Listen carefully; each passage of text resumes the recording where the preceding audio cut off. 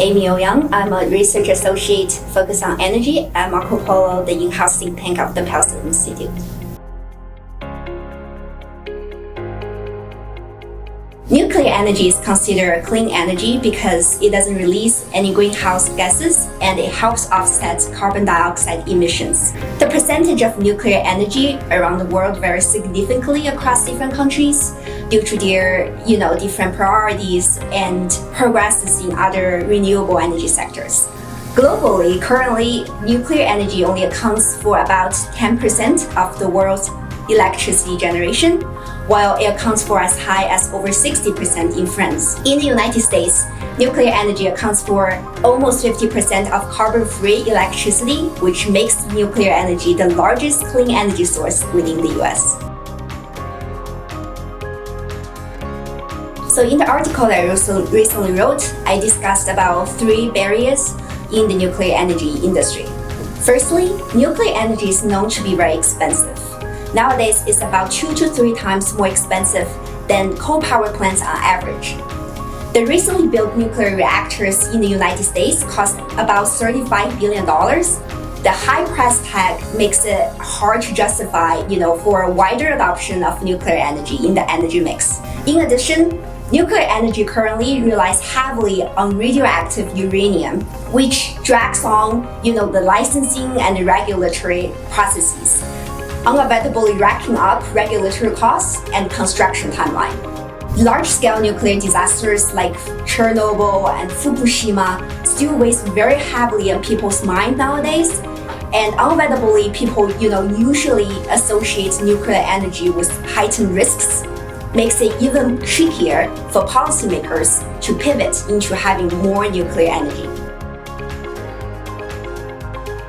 So we are already starting to see an increased amount of activities in the nuclear energy space.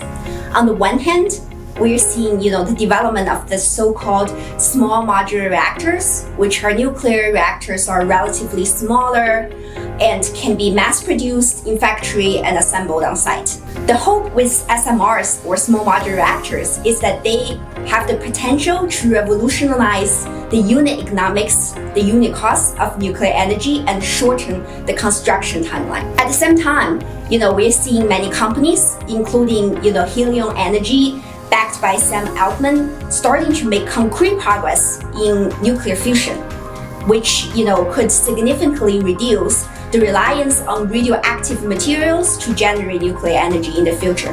These progresses and developments are likely going to lead to some sort of revolution in the nuclear energy space, either in the near medium term or in the longer term, that could make a lot of, the barriers we previously talked about become obsolete.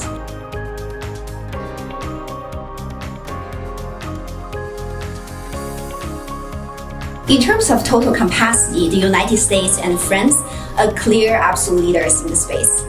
In terms of, the percentage of nuclear in energy mix, France leads the world with an over 60% impressive nuclear sector since the 2010s, while a lot of, the legacy nuclear powers kind of stalled.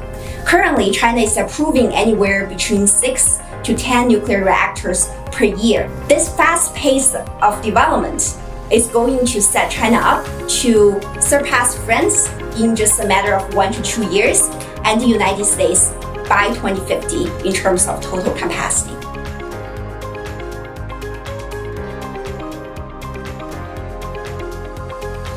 So the next in the nuclear series, I will be, discussing small modular reactors, which is also known as SMRs, representing an innovation in really the nuclear business model. And also, this holy grail known as nuclear fusion. With nuclear fusion, the need for radioactive materials is going to be significantly reduced, and that's going to help the nuclear industry to get to the next level and overcome a lot of the obstacles and barriers that we're currently seeing.